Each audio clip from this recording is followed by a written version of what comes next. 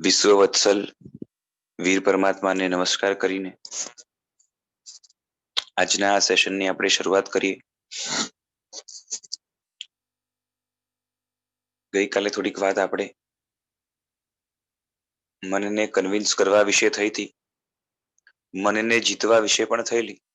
મનને જીતવાના સ્ટેપ્સ પણ આપણે જોયેલા ને એમાં એક વાત ખાસ છેલ્લે આપણે એ જોયેલી કે મનને જ્યાર સુધી જીતાતું નથી ત્યાર સુધી કમથી કમ મનને સારી વસ્તુઓની અંદર સતત ઇન્વોલ્વ રાખીએ, વ્યસ્ત રાખીએ, નવરું ન પડવા દઈએ તો ઘણા બધા લાભો થશે. આગળ જઈને મન પણ જીતાશે અને ચંચળ નિરંકુશ મનથી જે નુકસાનો થાય છે એના નુકસાનોથી પણ આપણે બચી શકશું. પેજ નંબર નિયર અબાઉટ મને લાગે છે 45 ની આસપાસ 46 ની આસપાસ પહોંચ્યા હતા. ત્યાંથી આપણે આગળ વધીએ.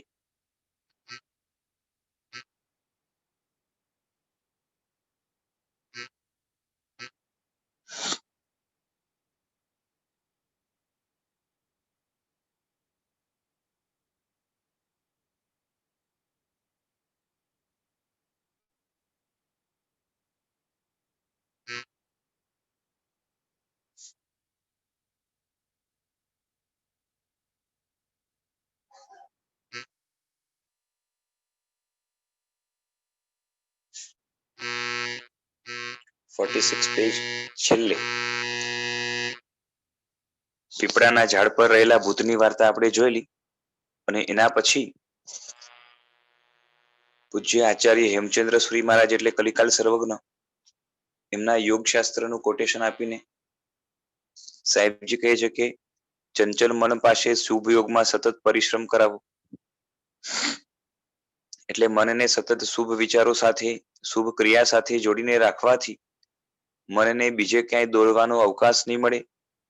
જેથી ચંચલ મન એનાથી જ્યાર સુધી એમાં સ્થિરતા ન આવે, એમાં ધ્યાન માટેની યોગ્યતાઓ પ્રગટે નહીં, જ્યાર સુધી એ મન આપણે પરેશાન કરવાનું બંધ ન કરે ત્યાર સુધી આ ઉપાય આપણે અજમાવી શકીએ. પછી આગળથી સાહેબ કહે છે કે તમારા જીવનમાં તો મન નવરું જ હોય ને. આપણે મન નવરું ક્યારે પડે એની વાટ જોતા હોઈએ છીએ અને જેમ જ નવરું પડે એટલે નખોદ વાળે એટલે કે જાત જાતના ખોટા અવળચંડા આડાઅવળા વિચારો કરવાનું આપણે શરૂ કરીએ. તેને કદી સારું કામ સોંપવાનું રાખ્યું છે ખરું? સાહેબજી પૂછે છે. ઘણાને તો છે ને સારું કોને કહેવાય, ખરાબ કોને કહેવાય અને સારામાં પણ કેટલી બધી કેટેગરી હોય છે એ ખબર નથી હોતી. સમજાય છે? સારું કામ કોને કહેવાય અને ખરાબ કોને કહેવાય એ ઘણાને તો ખબર જ નથી હોતી. સામાન્યથી જે વસ્તુ કાં તો જે ક્રિયા એ પોતાને આનંદ આપે અને એમાં એ કરવા જતા બીજાનું આનંદ છૂટવાય ન જાય, જેના કારણે ગુણો પોતામાં ને બીજામાં અથવા તો કમથી કમ પોતામાં સારા ગુણો ખીલે,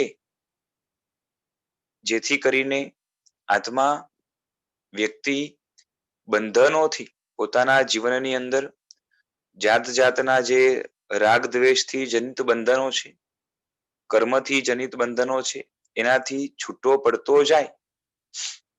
બરાબર છે? એવા પ્રકારના જે કામ હોય, ક્રિયા હોય એને સારું કામ કહેવાય. બાકી તો નાના જીવથી લઈને મોટા જીવો સુધી બધા જ નાનું કે મોટું કઈ ને કઈ કામ કરતા જ હોય છે. જીવો જેટલા ફીબલ હોય, પાંગડા હોય, શક્તિઓ કાર્યો કરવા માટે ઓછી મળેલી હોય એટલું એમનું કામ બહુ ઓછું રહેવાનું, જેથી કરીને એને કર્મનો બંધો પણ હલકો રહેવાનો. પણ આમ છતાં પણ એના માટે છૂટવાનો, છુટકારાનો સ્કોપ પણ બહુ ઓછો રહે છે. કારણ કે એકેન્દ્રિય વગેરે ભાવોની અંદર કર્મ બાંધવા માટે ઢગલા ને ઢગલા બાંધવા ઘણું શાતા કે ઘણું અશાતા બધું બાંધવું અઘરું હોય છે. અને બીજા પણ સારા ક્વોલિટીના કાં તો વધારે ખરાબમાં ખરાબ ક્વોલિટીના એવા પુણ્યને પાપ બાંધવા પણ જે છે ને એમના માટે અઘરા હોય છે.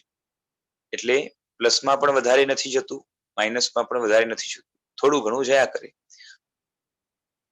બરાબર છે. અને એવા જ મોટા ભાગના આપણા પણ ભવો ગયા છે. પણ સારું ને ખરાબ એ કરવામાં પેલા તો સારાની અંદર પણ ઘણી બધી કેટેગરી આવે. જેમ ધર્મની ક્રિયા છે એને પણ સારી ક્રિયા કહેવાય. પછી સામાજિક ક્રિયા છે એને પણ સારી ક્રિયા કહેવાય. કોઈને મદદ કરવી એ પણ સારી ક્રિયા કહેવાય. મદદ કરવાની પણ જુદી જુદી કેટેગરી મળે. જેમ કોઈ સાધર્મિક ને મદદ કરે, કોઈ રસ્તે ચલતા માણસને મદદ કરે, કોઈ અત્યંત દુઃખી હોય એને મદદ કરે, કોઈ ભૂખ્યું પ્રાણી હોય એને મદદ કરે, આવા જાત જાતની કેટેગરી પડે. તો એમાં પણ સારાપણાના જે છે ને અલગ અલગ લેવલ્સ આવશે. એ બધું આપણે અહીંયા ડિસ્કસ નથી કરવું.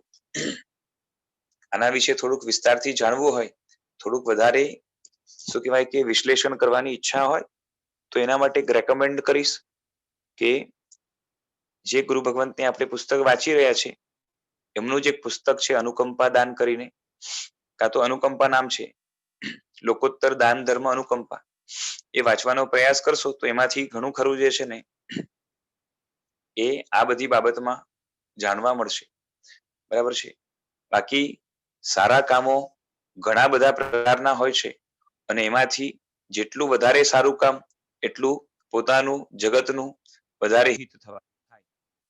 અને જેમાં પોતાનું ને બીજાનું નુકસાન સમાયેલું હોય, જેથી કરીને જગતની અંદર એ અરાજકતા, ખરાબી, દૂષણો, દોષો, દુઃખ બધું ફેલાય એવા પ્રકારનું જે પણ કાર્ય હોય છે એ બધું કામ કદાચ દેખીતી રીતે સારું હોય તો પણ પાછળથી એના રિઝલ્ટ ખરાબ આવે.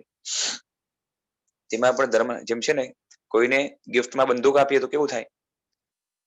આમ ગિફ્ટ આપવું સારી વસ્તુ કહેવાય, પણ વિવેક ના હોય અને ગિફ્ટમાં બંદૂક આપે તો આગળ જઈને નુકસાન થાય. તો એવા ઘણા બધા કામો હોય છે જેની અંદર આપણો ટેકો હોય તો એના કારણે દેખીતી રીતે એ સારું લાગે, પણ અંદર ખાને જે છે ને એના અંદર પોલણ હોય છે, અંદર પોલમ પોલ હોય, અંદર એના નુકસાનો ઘણા હોય છે.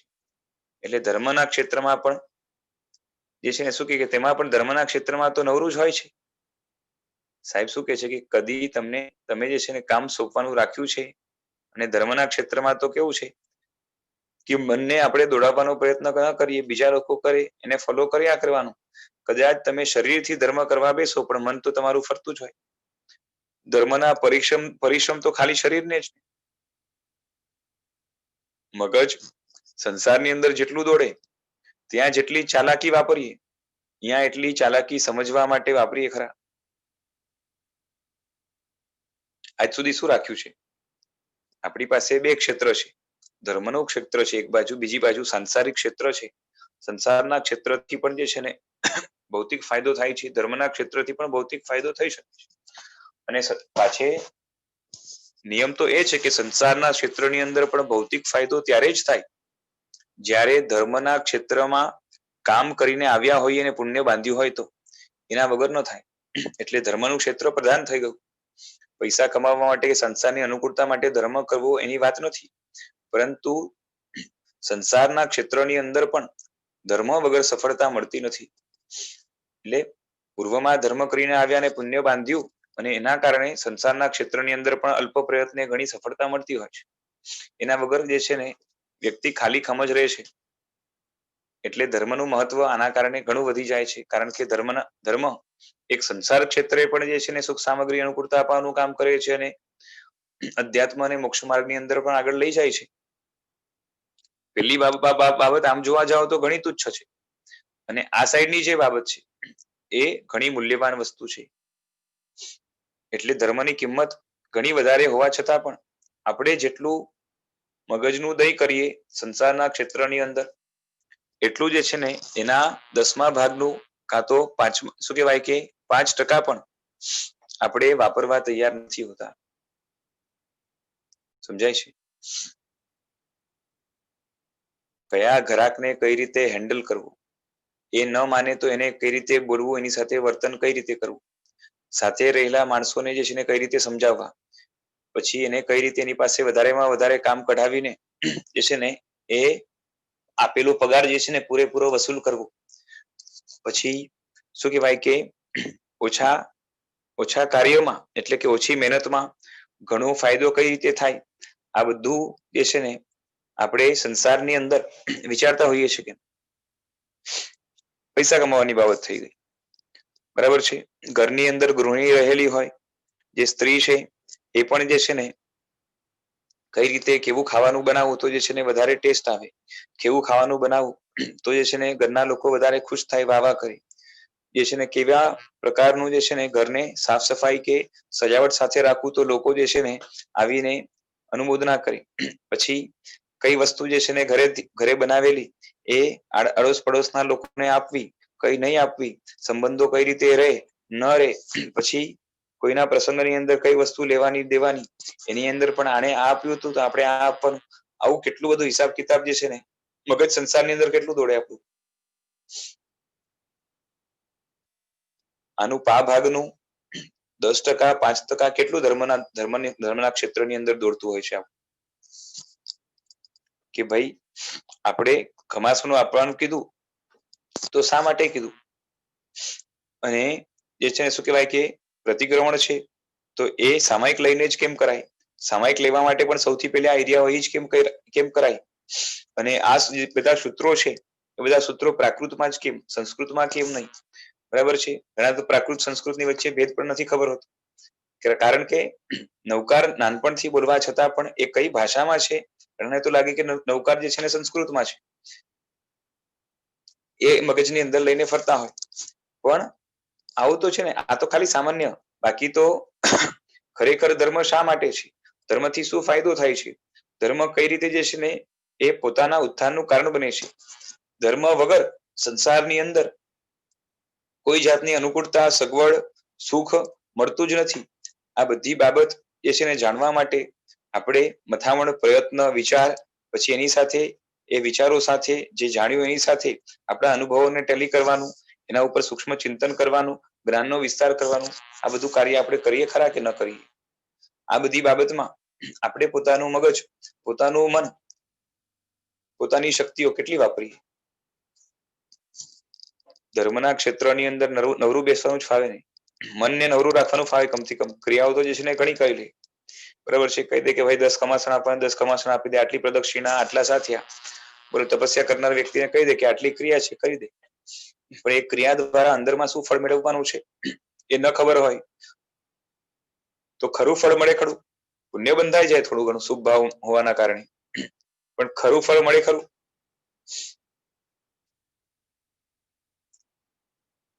આપણે છે ને કોઈ ચાકુ આપ્યો શાક સમારવા માટે, એટલે સાધન મળી ગયું.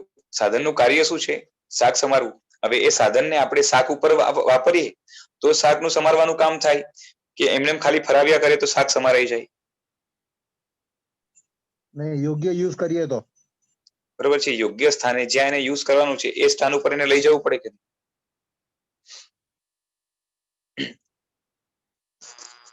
પેન છે એ લખવા માટે કામ લાગે, બરાબર છે. સારામાં સારી જે છે ને મોંઘામાં મોંઘી પેન લઈ આવ્યા, સારા રાઇટિંગ થાય એવા પ્રકારની છે.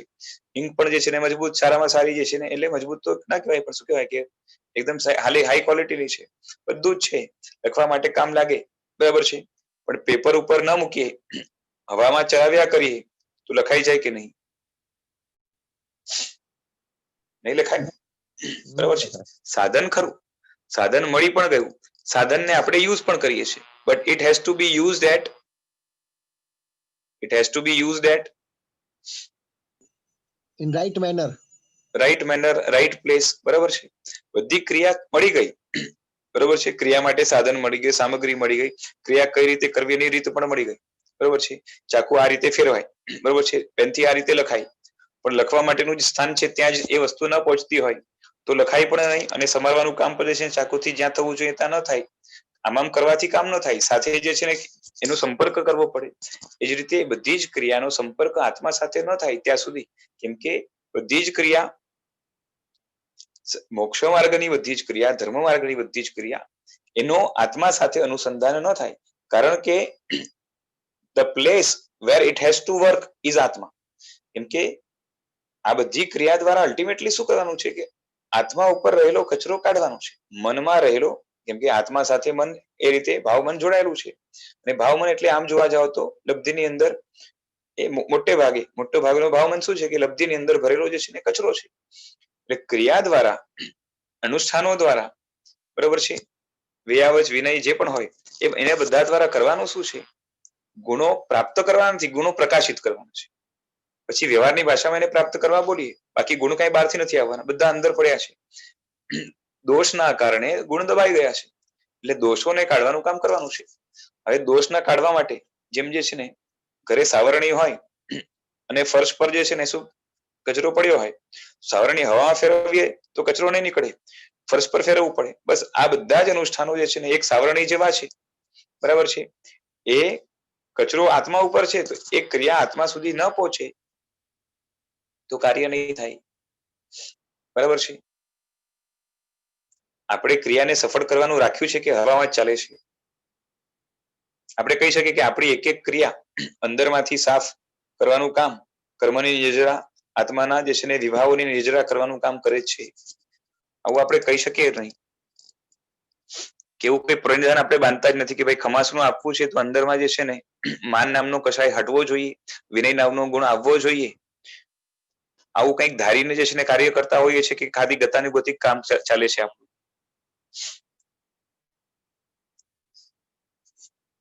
ભાષા અઘરી પડતી હોય તો થોડુંક સહેલું કરીને બોલવું, ન સમજાય તો પૂછતા રહેજો. સમજાય છે ભાઈ? હાજી, બરાબર છે. ક્રિયા આપણી ક્યાં ચાલે? હવામાં ચાલે કે અંદર કામ કરે જ? સાહેબ આપણે કામ ક્યાં કરે છે કઈ? આ કેવું છે ખબર છે? રોગ આવ્યો હશે ને, ડોક્ટર પાસે ગયા અને 2 દિવસ દવા લીધી માત્ર, અને રોગમાં ફરક ન પડ્યો, થોડોક રોગ વધવા માંડ્યો, કાં તો એટલો જ રહ્યો, તો આપણે શું કરીએ? બીજા ડોક્ટર પાસે. બરોબર છે. કાં તો એ ડોક્ટર પાછળ જઈને કહીએ કે આનાથી બરોબર થતું નથી, કાંઈક તો દવા બદલાવ, કાં તો પછી આપણે ડોક્ટર બદલાવી દઈએ, કાં તો દવા કાં તો ડોક્ટર બદલાવી દઈએ કે નહીં. કમથી કમ અંદરમાં ડાઉટ તો જાય ને કે મારી દવા જે છે ને અંદર કન્સર્ન હોય કે નહીં. આટલા વર્ષથી કે ઘણા ટાઈમથી ધર્મને જાણતા હોઈએ, સમજતા હોઈએ અને ક્રિયા કરતા હોઈએ, આટલી બધી ક્રિયાઓ ધર્મની કરવા છતાં પણ ક્રિયા ખરાબ નથી. સાવરણી છે ને એનામાં તો તાકાત છે જ સાફ કરવાની, ચાકુમાં તાકાત છે જ જે છે ને શાક સમારવાની. ક્રિયા ખરાબ નથી, પણ ક્રિયાને જે જગ્યાએ પુટઅપ કરવી જોઈએ અંદરમાં એ એપ્લાય થવાનું કાર્ય આપણે ભૂલી જઈએ છીએ. અને માટે આમ જોવા જઈએ તો આપણી ક્રિયા બધી જે છે ને મોટે ભાગે આવી શૂન્ય મનસ્કતા બોલો કે આપણી નિષ્ક્રિયતા, આપણી આરસ, આપણું પ્રમાદ જે પણ બોલો, એના કારણે એક એક ક્રિયા ઘણી પુણ્ય રાશિથી મળેલી સામગ્રી દ્વારા, ઘણી મહેનતથી કરેલી ક્રિયા પણ આપણી નિષ્ફળ જાય છે. બોલો કેટલી ઉંમર વધી છે આપણી? કેટલા વર્ષ જીવવાનું છે? કેટલા વીત્યા અને કેટલા બાકી? કેટલા વીત્યા અને કેટલા બાકી? ઘણા વીતી ગયા એમ તો કહેવાય ને. હાજી, કેટલા બાકી એ તો કોને ખબર? એ ખબર નથી, બરાબર છે. આમ હાઈએસ્ટ છે ને 120 નો આંકડો હોય છે, પણ લોકો એટલું પણ કવર કરતા નથી, કારણ કે હમણાં વાતાવરણ એટલું બધું દૂષિત છે. હવે એમાં 100 વર્ષ પણ જે છે ને શતાયુ એ થવાના આપણા ચાન્સીસ બહુ રેર હોય છે. અને હમણાં એવરેજ પણ લાઈફ કેટલી છે? 60-70 વર્ષની આસપાસ, બરાબર છે કે એ ખોટું બોલું છું? બરાબર. તો હવે આપણે 60, ચાલો આપણે એટ હાયર એન્ડ 70 પકડીને ચાલીએ તો વધારે ગયા ને ઓછા બાકી કે ઓછા ગયા ને વધારે બાકી? ઓછા બાકી, વધારે ગયા ઓછા બાકી. હા, એ યંગસ્ટર હશે એના માટે થોડુંક જુદું. ચલો ને, જેના 20 ગયા હશે એના શું કહેવાય કે 50 બાકી. એ 50 છે એ પણ જે છે ને આમ કઈ મોટો પીરિયડ ન કહેવાય. 50 જતા વાર લગતી નથી, સમજાય છે? જે મોટા થયા ને એ લોકોને પૂછો, એમને લાગે કે આ થઈ જાય, આ પરણી જાય, આ કામ થઈ જાય તો હું જરાક જે છે ને ફ્રી થઈ જાઉં, પછી આમ થઈ જાય તો જરાક હું ફ્રી થઈ જાઉં. આ રીતે વિચારનાર ક્યારે ફ્રી થાય છે કે નહીં? સાહેબ હું જે છું બેઠો છું એક્ઝામ્પલ. હા, એ તો સંકલ્પ કર્યો તો થયા, બરાબર છે. બાકી ખાલી વિચાર કરે કે જે છે ને આટલું આટલું થઈ જાય તો ફ્રી થઈ જાઉં, બરાબર છે. ઘણું બધું છે ને પડતું મૂકવું જ પડે. ખાલી વિચારે કે આ થઈ જાય તો પછી છે ને હું નિવૃત્ત થઈ જાઉં ને ધર્મ કરીશ, તો એવું થતું નથી. એક લેવલ સુધી જે છે ને એકદમ બહુ મુખ્ય જવાબદારી હોય તો અલગ વસ્તુ છે. બાકી એ નાની નાની વસ્તુ જે છે ને જેમાં ખાલી આમ જોવા જાવ તો આત્મવંચના મળે, બીજું કઈ ન મળે, એવી બાબતને જે છે ને બાજુ પર મૂકીને પડતી મૂકીને પણ જે છે ને ધર્મ માટે સમય કાઢવો પડે. વિશાલભાઈ મારે ખાલી એક એક્સપિરિયન્સ શેર કરવો છે અહીંયા. હા હા, બોલો બોલો. અત્યારે ચલો હું પરવારી ગયો અને હવે રિટાયર જ છું. હા, પણ આ સ્ટેજ સુધી પહોંચવા માટે મને 15 વર્ષ લાગ્યા. બરાબર છે. 2004-5 માં મારી જર્ની ચાલુ થઈ. હા, ત્યારે સંકેલવાની. હા, સંકેલવાની નહીં, ધર્મમાં જર્ની ચાલુ થઈ.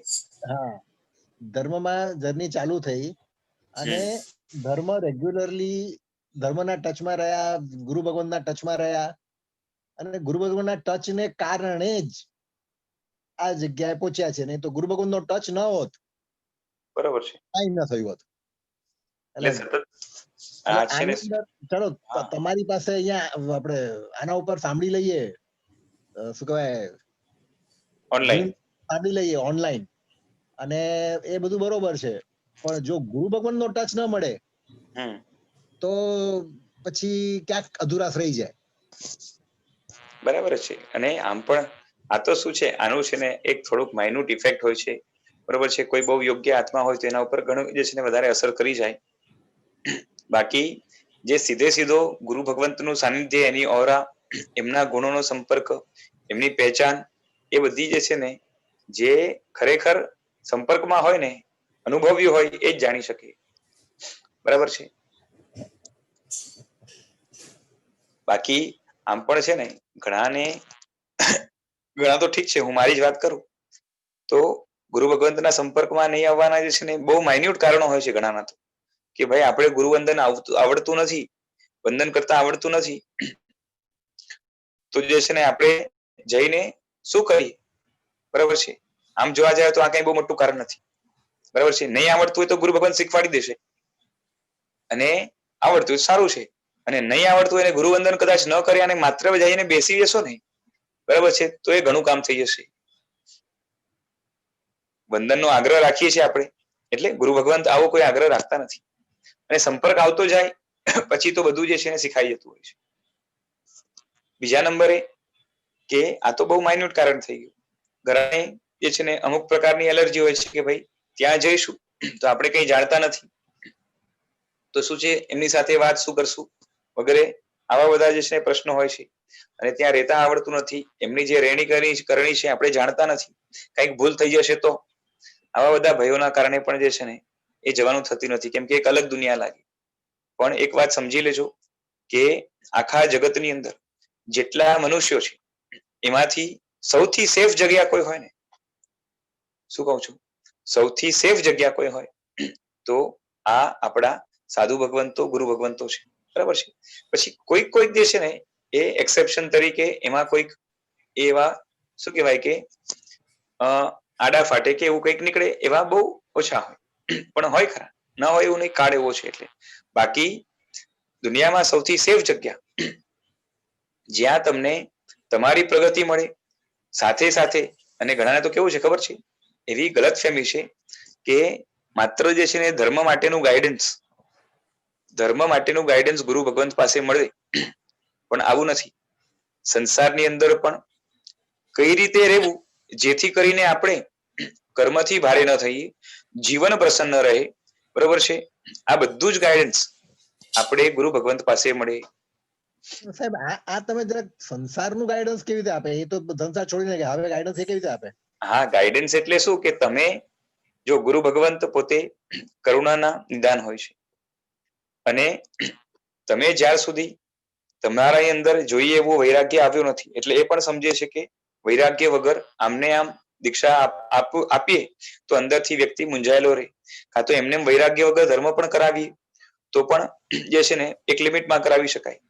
એના વગર બાકી સંસારની અંદર તો એને રહેવાનું જ છે, પણ એ સંસારની અંદર જ્યારે રહે ત્યારે સંસારની અંદર પાપ કર્મો બાંધીને, વધારે પાપ કર્મો બાંધીને આગળ જઈને દુર્ગતિમાં ન જાય, અને આ ભાવની અંદર પણ જે છે ને વધારે સંકલેશ, કશાયો વગેરે ન થાય, એમના માટે જે છે ને એ કરુણાના નિદાન છે, કરુણાની બુદ્ધિવાળા છે, માટે એમની મર્યાદામાં રહીને બરાબર યોગ્ય ગાઈડન્સ આપે. બરાબર છે. હું તમને દ્રષ્ટાંત આપું. તમને ખબર છે આપણે અહીંયા એક શ્રાદ્ધ વિધિ નામનો ગ્રંથ છે, શ્રાદ્ધ વિધિ પ્રકરણ. એની અંદર શ્રાવકે કેવા પ્રકારનું જીવન જીવવું એના માટેનું બહુ જોરદાર ગાઈડન્સ આપેલું છે. એની અંદર શ્રાવક કઈ રીતે કમાય, કેવા કેવા ધંધા એનાથી થાય, કેવા ન થાય, ઉઘરાણી કોઈ પાસે કરવી હોય તો કઈ રીતે કરાય, અને ઉઘરાણી કરતી વખતે કેવા ભાવો જોઈએ. બરાબર છે. એટલું જ નહીં, કોઈને ધંધામાં બહુ નુકસાની જઈ રહી છે, એમ કહેવાય સિતારા ખરાબ ચાલી રહ્યા છે, પુણ્ય જે છે ને કામ નથી કરી રહ્યું, પાપનો ઉદય છે, એવી સ્થિતિની અંદર પણ પોતે કઈ રીતે નભે, કેવા પ્રકારના ધંધા કરી શકાય. અચ્છા, એમાં તો ઠીક છે, એમાં જે છે ને શું કહેવાય કે ધંધાની અંદર કઈ રીતે નફો થાય એના માટેનું પણ ગાઈડન્સ ત્યાં આપેલું છે. બરાબર છે. આ બધાની પાછળ પાછો હેતુ શું? આ બધા પાછળ હેતુ શું? સંસાર આપણો રેલમછેલ ચાલે એ નહીં, આપણે સંસારની અંદર મજેથી રહીએ એ નહીં, સંસારની અંદર સંકલેશ ઓછા થાય, સહેલાઈથી આવક વગેરે થઈ જાય, અને સહેલાઈથી શાંતિ વાળું જો આપણું મન પણ હોય તો એવા હળવા મન સાથે ઇનફ ઓફ ટાઈમ આપણો બચે, એ ટાઈમની અંદર આપણે સારી રીતે જે છે ને ધર્મ ક્રિયા કરી અને વેલામાં વેલા જે છે ને આ બધી વસ્તુઓથી જે છે ને પરવારીને આપણે ધર્મ માર્ગની અંદર આગળ વધીએ. સમજાય છે? સંસારની ઈચ્છિત વસ્તુઓ પણ પૂરી થાય, અને ઈચ્છિત વસ્તુ પૂરી થાય એટલે એની અંદર જે છે ને ઉપાદેય બુદ્ધિ જાગે એવું નથી, કારણ કે આપણે જોઈએ જ ગયા. બરાબર છે કે સંસારના સુખોની અંદર એ ખરેખર સુખ છે જ નહીં, સુખની ભ્રમણા છે, પણ આપણે એની આદત લાગી છે, માટે એ જ્યાર સુધી ન મળે ત્યાર સુધી, કાં તો બહુ વૈરાગ્ય જેને ન હોય ત્યાર સુધી જે છે ને એની જરૂરત પડવાની. પછી જયારે વૈરાગ્ય વધી જાય તો જે છે ને એ પોતામાં જ અંદરથી આનંદિત છે, એની વસ્તુઓની જરૂરત ઓછી ઓછી થતી જવાની, અને પછી મન સુખી હોય તો બીજું કઈ જોતું જ નથી. આમ પણ મન સુખી હોય ને તો બીજું કશું જોતું નથી.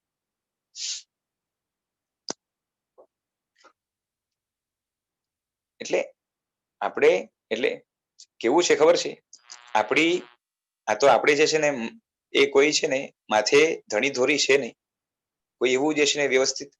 આપણે અહીંયા જૈન સાધુ કે ગુરુ ભગવંતો જે ગીતાર્થ હોય છે એ બધા તો પાછા ખાલી જૈન શાસ્ત્રોનો અભ્યાસ કર્યો એવું નથી હોતું. એમણે જે છે ને સામાજિક શાસ્ત્રોનો પણ વ્યવસ્થિત અભ્યાસ કર્યો હોય છે, નીતિ શાસ્ત્રોનો પણ અભ્યાસ કર્યો હોય છે, અર્થશાસ્ત્રોનો પણ અભ્યાસ કર્યો હોય છે, સાથે સાથે ટ્રેડિશન, પરંપરા, કલ્ચર એ બધાનો પણ વ્યવસ્થિત અભ્યાસ કર્યો હોય છે. એટલું જ નહીં પણ અર્થશાસ્ત્ર, નીતિશાસ્ત્ર, અર્થશાસ્ત્ર એટલે ફાઇનાન્સ, ઇકોનોમિક્સ. હા, એટલે આ બધી વસ્તુ પાછી ઇકોનોમિક જે છે ને કન્ડિશન્સ, આખા જગતની અંદર કયા જગ્યાએ કઈ ચાલે છે, આ બધી વસ્તુ પણ જે છે ને ભણાતી હોય છે, અને એમાંથી કયું યોગ્ય છે, અયોગ્ય છે, કેટલું યોગ્ય છે, કેટલું અયોગ્ય છે, આ બધાનું વિશ્લેષણ કરતા એમને આવડે. એટલે એમને સમજવાનું ખાલી ધર્મનું પૂછડું પકડીને જે છે ને બેઠા છે. હા, ધર્મ પોતે આચરે છે, ધર્મમાં પૂરેપૂરા થયા છે, કાં તો થવાનો પ્રયત્ન કરી રહ્યા છે, પણ એટલું ખરું કે જ્યાં જ્યાં જે વસ્તુ જે છે ને છે એનું જ્ઞાન એ બરોબર ધરાવે છે, અને એમાંથી કઈ રીતે જે છે ને એ ઉકેલ લાવીને કઈ બાબત કેવી હોવી જોઈએ, કેનાથી વધારે નુકસાન, ઓછું નુકસાન, ઓછા નુકસાનમાં પતતું હોય તો પછી વધારે નુકસાન ન કરવું, એ બધું જ જે છે ને જાણતા હોય છે. એટલે આપણે માથે જો આવા જાણકાર ગુરુ ભગવંતો હોય, બરોબર છે, આના સિવાય તો ઘણું બધું મેડિકલ સાયન્સ, એસ્ટ્રોલોજી વગેરે બધું જ, જેટલા વધારે ભણેલા હોય એટલી વિદ્યાર્થીના અંદરમાં ખીલે એમ, અને એમાં પણ યાદ શક્તિ, સમન્વય શક્તિ, આ બધું જેટલું વધારે હોય એટલી ગીતાર્થતા એમની ઓછી ગણાય. એટલે એવા ગુરુ ભગવંત જયારે માથે હોય અને એમની પાસે ગાઈડન્સ લેવાનો જે છે ને આપણે મોકો મળે, એમને પાસે આપણે એક જાતનું શું કહેવાય કે સરેન્ડર થઈએ, એમનું શરણું સ્વીકારીએ, તો આપણે બરાબર જે છે ને ગાઈડન્સ મળે, અને પણ એટલું ખરું કે આપણે પાછે શું કહેવાય, જેમ ડોક્ટરની પાસે જે થાય છે બધું કહી દઈએ, વકીલ પાસે આપણા તરફથી પણ જે ગડબડ હોય બધી કહેવી પડે, ત્યાં છુપાવીને રાખીએ તો આગળ જઈને ગડબડ થાય. બરાબર છે.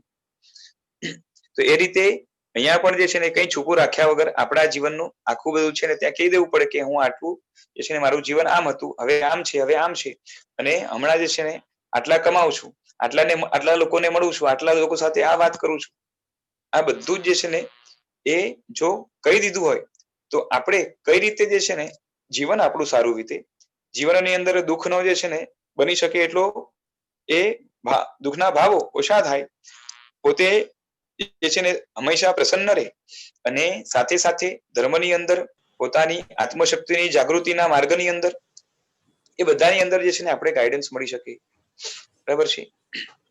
પણ આપણે શું છે મોટે ભાગે તો જે છે ને એ ઇન્ડિપેન્ડન્સ એવી ફાવી ગઈ છે, એ પણ ખોટી ઇન્ડિપેન્ડન્સ. બરાબર છે.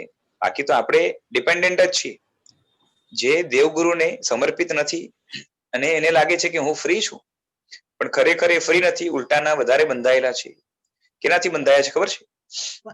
આપણો નિર્ણય તો આપણે જ કરવો જોઈએ ને, ગુરુ ભગવાન કેમ કરે આપણા માટે? હા, આપણો નિર્ણય આપણે કરવો જોઈએ, એ વાત બરાબર. હવે તમે વિચાર કરો, નાનકડો બાળક છે અને એને જે છે ને સામે દીવો છે અને ગમી ગયો, અને એને નિર્ણય કર્યો કે મારે દીવામાં હાથ નાખવો છે, ચાલે કે નહીં? સાહેબ એ બાળક છે, આપણે તો હા બધા બસ એ જ છે કે આપણે ગ્રોનઅપ હોઈએ ને, આપણે પોતે જાણકાર ગીતાર્થ હોઈએ અને બરાબર ડિસિઝન લેતા આવડતું હોય કે જેથી કરીને આપણા જીવનમાં આત્મિક દ્રષ્ટિએ કોઈ નુકસાન ન થાય, એવા થઈ જાય તો ગુરુની જરૂરત નથી. સાહેબ 40 વર્ષના થયા, હવે બીજું શું? બધું તો જોઈ લીધું, હવે હજી અમને શું ખબર નથી પડતી? હા 40 વર્ષના તો છે ને આ ભવમાં થયા, બાકી અનંતતા જે છે ને એ ભવો પસાર કરીને ઘણો એક્સપિરિયન્સ લઈને આવ્યા છે, છતાં પણ અક્કલ નથી આવી. અને માટે જ જે છે ને દેવગુરુની જરૂરત પડે છે. તીર્થંકરોને ગુરુની જરૂરત કેમ નથી પડતી? કેમ કે ઇનબોર્ન મેચ્યોર હોય છે. બસ આપણામાં મેચ્યોરિટી આવી જાય તો જે છે ને આવી જરૂરત નથી. એટલે ખરા ઇન્ડિપેન્ડન્સ માટે જ આ ડિપેન્ડન્સી સ્વીકારવાનું છે હમણાં, અને એકવાર આપણે ગ્રોનઅપ થઈ જઈએ પછી જરૂરત નહીં પડે.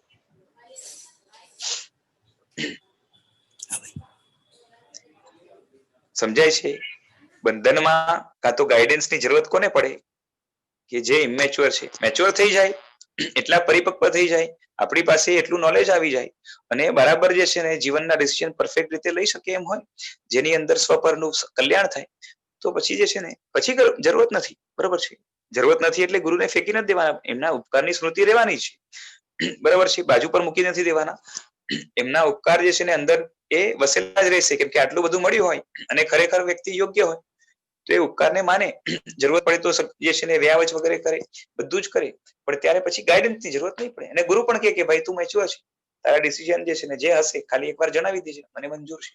નહીં જણાવે એક લેવલ એવો પણ આવે કે નહીં જણાવે તો પણ ચાલશે, પણ આટલું કોન્ફિડન્સ જે છે ને આવે ક્યારે? આપણે સ્કૂલમાં પણ ઢંગથી ભણ્યા છે, ધર્મનો અભ્યાસ તો છે ને એની સામે કઈ નથી આપણું.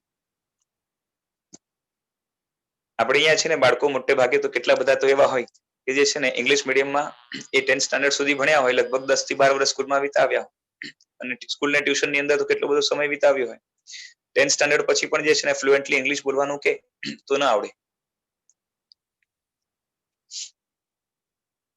થાય છે કે નહીં આવું? હા. અને પાછે એને ખાલી પાછું ટેક્સ્ટુઅલ જ ખબર હોય, એટલે થોડું ઘણું જાણ્યું એ ભણે, એ મોટે ભાગના. અને જેને રેગ્યુલર બોલવામાં આવતું હોય, બાકી જે છે ને એને છાપું વાંચવાનું કહે તો પાછું એને ન આવડે. બોલવાની ભાષા આવડતી હોય કેમ કે રોજ બોલતો હોય એટલે આ બધું થતું હોય છે. એટલે ખાલી ઉંમર વધવાના કારણે જે સંસારના એક્સપિરિયન્સ, આપણે લાસ્ટ ટાઈમ કે ક્યારેક વાત થઈ કે જે છે ને આપણા એક્સપિરિયન્સ પણ કેવા હોય છે ખબર છે? પાછા અધકચરા હોય છે, વન સાઇડેડ હોય છે, અને એના કારણે જે છે ને આપણે થાપ ખાઈએ છીએ. બાકી મેચ્યોર હોય ને એને ગુરુની જરૂરત ના પડે. એકવાર મેચ્યોર થઈ જાય પછી વાંધો નથી, પણ એ મેચ્યોર થવું જે છે ને એ ખાવાના ખેલ નથી. પાછી અંદરની શુદ્ધિ પણ જોશે, અને આને જે છે ને મગજનું દહીં બનાવવું પડશે. મેચ્યોરિટીની ડેફિનેશન શું? આટલા હવે પોતે પૈસા કમાવે છે, છોકરા થઈ ગયા, પોતાનો સંસાર બરોબર સંભાળે છે, હવે એનાથી વધારે મેચ્યોરિટી શું જોઈએ? હા એ સંસારિક મેચ્યોરિટી થઈ, એમાં વાંધો નથી. એની અંદર પ્રોપર ડિસિઝન લઈ શકતા હોય તો ત્યાં ગાઈડન્સની જરૂરત નથી. બરાબર છે. એ પણ સંસારિક ક્ષેત્રે, પણ હવે સંસારિક ક્ષેત્રે પણ જે છે ને એ પૈસા કમાયા પછી કેટલા પૈસા જે છે રાખી મૂકવા, કેટલા ખર્ચવા, કેટલા જે છે ને સેવ કરવા, અને કેટલા ફ્યુચર માટે રાખી મૂકવા, અને કેટલા ધર્મના ક્ષેત્રની અંદર દાન કરવા, બરાબર છે, એના માટેની મેચ્યોરિટી ખરી કે નહીં? કે ખાલી કમાવતા જ આવડ્યું છે? આપણી મેચ્યોરિટીની અંદર પણ જે છે ને ઘણી બધી કચાશો છે. પણ એટલું છે કે સંસારમાં વાંધો ના આવે, થોડો ઘણો પૈસે ટકે અને થોડુંક રિલેશનમાં વાંધો ના આવે, એમાં પણ જે છે ને ઘણી મેચ્યોરિટી તો જે છે ને અથડાઈ કુટાઈને આવી હોય, બે જગ્યાએ ખરાબ અનુભવ થયા પછી આવી. ઘણા તો ઘણી જગ્યાએ ડફણા ખાયા છતાં પણ મેચ્યોરિટી નથી આવતી. કોઈકને આવે, કોઈકને ન પણ આવે. પણ એટલું છે કે જે ક્ષેત્રમાં આપણે મેચ્યોર છે ત્યાં ગાઈડન્સની જરૂરત નથી. હવે આપણે નક્કી કરવાનું આપણે પોતે કોણ છીએ પહેલા તો, શરીર કે આત્મા. અને આત્મા તરીકેની મેચ્યોરિટી ની હમણાં વાત ચાલે છે કે આત્મા તરીકેની મેચ્યોરિટી એટલે શું? કે જેથી કરીને જેમ છે ને આપણે કહીએ ને કે આ મારો દીકરો પગભર થઈ જાય એટલે એક જાતનો મેચ્યોર થઈ જાય. પગભર થઈ જાય એટલે શું? કે સારા પૈસા કમાઈ લઈને છે ને બાયડી છોકરાને સારી રીતે રાખી દે, અને થોડાક દિવસ છે સામાજિક રિલેશન સારા સાચવી લે એટલે એની જિંદગી આખી સારી રીતે વીતે. આપણે પગભર થયો કહેવાય એક જાતનો, બરાબર છે, એટલે એક જાતનો મેચ્યોર થઈ ગયો. પણ એ મેચ્યોરિટી શરીરના લેવલની છે, કારણ કે એ સામાજિક દ્રષ્ટિએ પણ જે છે ને ફેવર્સ મળશે તો એ શારીરિક દ્રષ્ટિએ મળવાના છે. હવે આત્મિક દ્રષ્ટિએ મેચ્યોરિટી એટલે શું? કે જેથી કરીને જેમ અહીંયા આના કારણે શરીરને નુકસાન ન થાય, બરોબર છે, લોકોનો સપોર્ટ મળે, શરીરમાં કઈ બીમારી થઈ જાય, કોઈ લોકો હોસ્પિટલે પહોંચાડીએ એવા રિલેશન મેન્ટેન કરી રાખ્યા, ઘરના લોકો સાચવે. હવે એ જ આત્મિક દ્રષ્ટિએ મેચ્યોરિટી એટલે શું? કે આત્માને નુકસાન ન થાય એવા પ્રકારનું જે છે ને આપણા ડિસિઝન લેવાનો પાવર આવી જાય, તો એ આત્મિક દ્રષ્ટિએ મેચ્યોરિટી કહેવાય. અને આત્મિક દ્રષ્ટિએ મેચ્યોર સંકેતી જ હોય, બીજો ના હોય. આત્મિક દ્રષ્ટિએ પ્રોપર મેચ્યોર કોણ હોય? અને સંકેતીના પણ જે છે ને ડિસિઝનની અંદર ગડબડ હોય તો એને પાછું પોતાને ખબર હોય, પણ એટલી મેચ્યોરિટી પણ જે છે ને આપણે આવી નથી.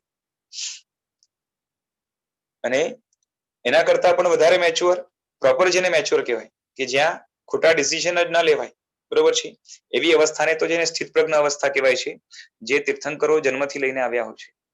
આમ તો ચ્યવનથી હોય છે, જે જીવનમાં કોઈ પણ પ્રકારની ભૂલ ન કરે, બાંધે તો પુણ્ય જ બાંધે, કાં તો નિજરા કરે પણ પાપ ન જ બાંધે, તો એ પ્રોપર મેચ્યોર વ્યક્તિ કહેવાય. આપણે તો જે છે ને એમની સામે રજભર પણ નથી, હજારના ભાગનું પણ જે છે ને આપણી અંદર એ એમના લેવલના મુજબનું એ ઠેકાણું નથી. આપણે મેચ્યોરિટીનું ગર્વ લઈને ફરતા હોઈએ તો જે છે ને આપણે પોતાને એ વસ્તુ મુબારક ભલે, પણ બાકી એનાથી જે છે ને કંઈ વળવાનું નથી. એ ખોટો ઠસ્સો લઈને ફરીએ તો કંઈ, એ લેબલ લઈને ફરવાથી કંઈ ન થાય. ડોક્ટરના કપડા પહેરી લીધા એટલે ડોક્ટર થઈ જવાય કે ટ્રેનિંગ લાગે? સમજાય છે? ડોક્ટરના કપડા પહેરી લેવાથી ડોક્ટર ના થઈ જવાય. ડોક્ટરની વસ્તુઓ મળી જવાથી, કાં તો ક્લિનિક ખોલી લેવાથી ડોક્ટર ન થાય, પણ એને માટે જે છે ને ટ્રેનિંગ લાગે.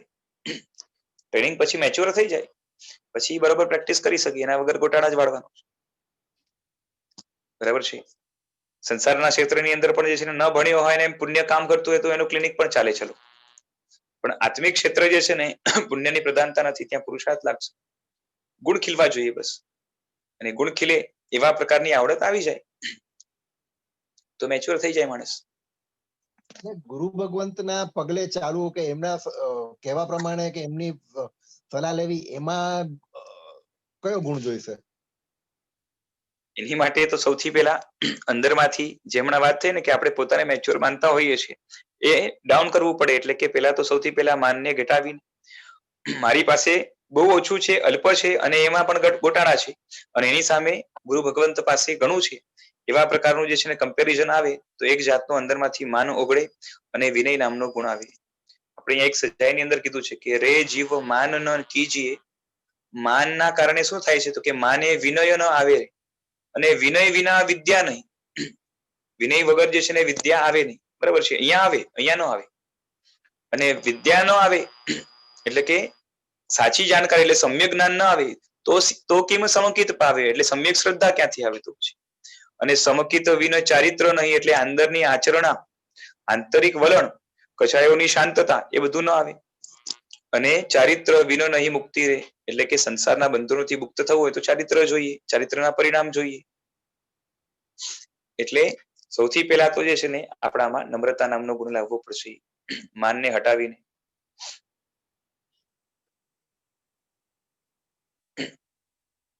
આવું તો ઘણો બધો જે છે ને ફોકટનો માન લઈને આપણે ઘણા ફરતા હોઈએ છીએ. એક ફિલ્ડની અંદર એક્સપર્ટ થઈ જાય એટલે આપણે તો જે છે ને જાણે દુનિયાના બાદશાહ હોઈએ, બરાબર છે. અને એવી ટ્રીટમેન્ટ મળે તો આપણે રાજી રાજી થઈ જઈએ, બાકી અંદરથી મોટે ભાગે પોલમપોલ હોય છે.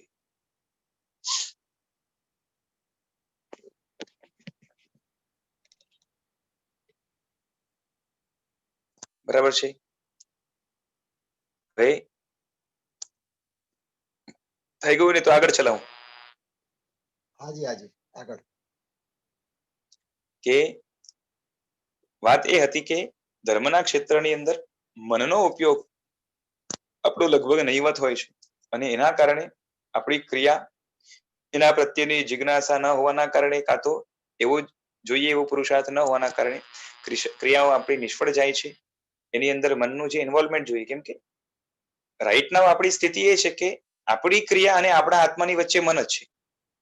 તો ત્યાં મન જો નવરું બેઠું હશે તો ક્રિયા આત્મા સાથે નહીં જોડાય. રાઈટ? અનુસંધાન કરનાર એ મન છે. તો મનને શુભ ભાવની સાથે જોડશું તો ક્રિયાનું કનેક્શન આત્મા સાથે થશે. એટલે કદાચ તમે શરીરથી ધર્મ કરવા બેસો પણ મન તો તમારું ફરતું જ હોય, અને કેમ કે નવરું હોય એટલે ફરવાનું જ છે. શુભમાં નહીં જોઈએ તો અશુભમાં ચાલ્યું જશે. ધર્મમાં પરિશ્રમ તો ખાલી શરીરને જ, તેથી મનને નિરાતે ફરવા દો છો. અનાદિના શુભ સંસ્કાર પાસે સાથે ભળ્યા છે, માટે એમને એમ મનને કામ સોંપો તો કામ નહીં કરે. અંદરથી જે છે ને અશુભના સંસ્કાર એટલા બધા છે, ખાલી આપણે નક્કી કર્યું કે જે છે ને ભાઈ પૂજા કરીશ, સારા ભાવો કરીશ, કાં તો સામાયિક કરીશ, જે છે ને સારા ભાવો કરીશ, તો એમ નહીં આવી જાય. કારણ કે ખરાબ ભાવોની ટેવ એટલી બધી પડેલી છે, એટલા બધા સંસ્કાર છે, એટલે એની ચોટલી પકડવી પડે. શું કરવું પડશે? જેમ ભૂતની છે ને એ ભાગતા ભૂતની ચોટલી જેમ પકડવાની આવે, એ જ રીતે મનની ચોટલી પકડવી પડશે, ને એના પછી જે તાબે આવશે. શું સમજાય છે ને? થોડુંક કડક રાખવું પડશે. એટલે હવે ચોટલી એટલે શું એ આગળ સમજાવશે. કોઈ પૂછે કે સાહેબજી ચોટલી કઈ, એ બતાવો. સાહેબજી કહે છે કે બુદ્ધિ કે અનુભવ દ્વારા, એટલે કે લોજિક અથવા તો એક્સપિરિયન્સ, એના દ્વારા મનને કન્વિન્સ કરવું પડે. કન્વિન્સિંગ પાવર એનું નામ ચોટલી. મન કન્વિન્સ થાય, બરોબર છે. દબાઈ એ ચોટલી નહીં. દબાઈ એટલે એને થોડુંક કામ આપી દીધું, બાકી કન્વિન્સ થાય તો ચોટલી હાથમાં આવી ગઈ. એટલે જેટલું મનને અનુભવ દ્વારા કબૂલ કરાવી, સ્વીકાર કરાવી, તેટલું એ કાબુમાં આવશે. જે સત્ય હકીકતો છે એનાથી મનને વાકેફ કરીએ અને મન એનાથી કન્વિન્સ થાય તો મન કાબુમાં આવે, એના વગર નહીં આવે. બરાબર છે. ચાલો 47 પેજ.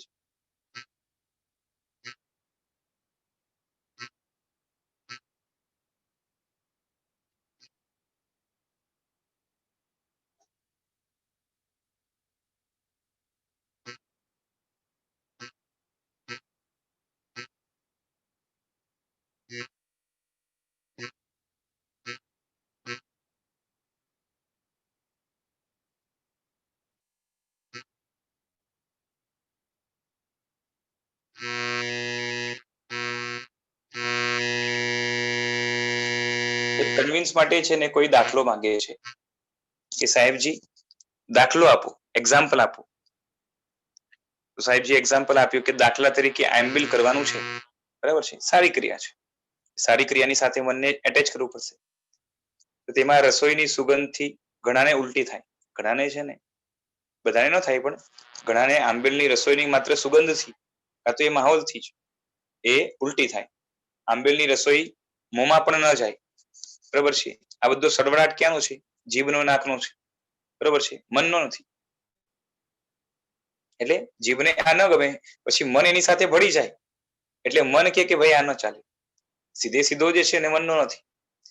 એટલે જીવ અને નાક પેલા કહેશે કે આ નહીં ચાલે, પછી મન કહેશે કે ભાઈ આને ન ચાલે તો આપણે પણ ન ચાલે. એટલે મનને સમજાવો કે આંબેલમાં ખાવા તો મળે છે, માટે તેમાં ભૂખ્યા રહેવાનો તો સવાલ નથી. ખાવા તો મળશે, બરાબર છે. તારે ખાવું કેના માટે છે? શરીર ટકાવવા માટે, શરીરમાં એનર્જી રહે એના માટે. તો તો પછી કાર્ય કરવું છે એની માટે શરીરમાં એનર્જી લાગશે.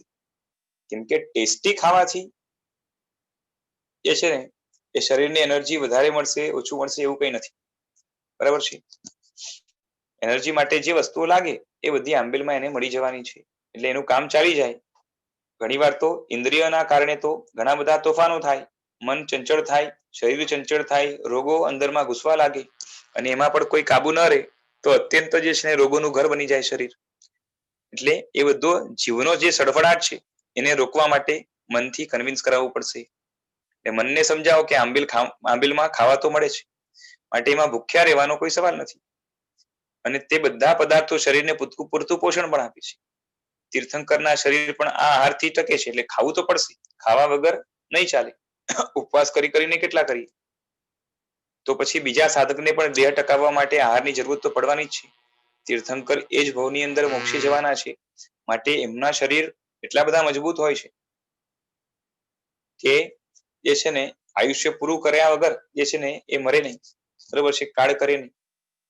તો પછી હવે એમના શરીરને પણ ટકાવવા માટે જે છે ને એ કાર્ય કરવા માટે આહારની જરૂર પડે. તો બીજા તો સાધકો જે છે ને એ લોકોના દેહ એના કરતા તો નબળા છે, માટે ટકવા માટે જે છે ને ઇનકમિંગ આપવું પડશે. કેમ કે આઉટગોઈંગ પણ ચાલુ હોય છે, શરીરની શક્તિઓ ખર્ચાય છે, મળમૂત્ર વગેરે બને છે, શરીરની અંદર કાર્યો થતા હોય છે, એટલે એમાં ઘણું બધું જે છે ને એનર્જી યુઝ થઈ એટલે હવે એને રિફિલ કરવા માટે ખાવાની જરૂરત પડશે. એટલે ભગવાને જ આ ધર્મ બતાવ્યો છે. આંબીલનો ધર્મ કોને બતાવ્યો છે? એટલે તેમાં ખાવાની ના નથી, પણ તેનાથી જીવને સ્વાદ ન મળે. આંબીલ ધર્મ ભગવાને બતાવ્યો, એમાં ખાવાની ના નથી, ખાવાની છૂટ છે. એક ટાઈમ ખાવાનું, જેથી શરીરને પોષણ મળી જાય એટલે ચાલી જાય, પણ તેનાથી જીવને સ્વાદ ન મળે, વિકારો પેદા ન થાય, આસક્તિ ન થાય, લાંબો સમય કરવા છતાં પણ દેહ ઇન્દ્રિય બરાબર ક્રિયા કરે, ઇન્દ્રિયને પણ વાંધો ના આવે અને શરીર પણ બરાબર કામ કરે. બરોબર છે. ઇન્દ્રિય પાસે શું કહેવાય કે જલસા કરાવવાનું નથી, રાગ વધે એવા પ્રકારની ક્રિયા ન કરે, પણ ઇન્દ્રિયનું જે કામ છે કે આંખથી જે છે ને એ દ્રશ્યને જાણવું, કાનથી શબ્દોને જાણવું, એ જે જાણકારી મેળવવાની છે એવા પ્રકારે ઇન્દ્રિય આપણે સાથ આપે એટલું કામ બહુ થઈ ગયું. બરાબર છે. અને સાથે સાથે એમાં આંબીલની અંદર તપ પણ કહેવાય, ભગવાનની આજ્ઞાનું પાલન થાય. એટલે આવો ધર્મ દુનિયામાં ક્યાંય નથી. સાહેબજી હવે એટલે આ રીતે જે છે ને મનને કન્વિન્સ કરાવવું પડે. હવે કોઈ પૂછે સાહેબજી હવે તો આંબીલમાં પણ ઇડલી ઢોસા હોય છે, બરાબર છે, તમારે ત્યાં આંબીલ થાય તો મેનુ કેટલું હોય, કેટલી આઈટમ હોય? આંબીલ થાય ત્યાં કેટલી આઈટમ હોય?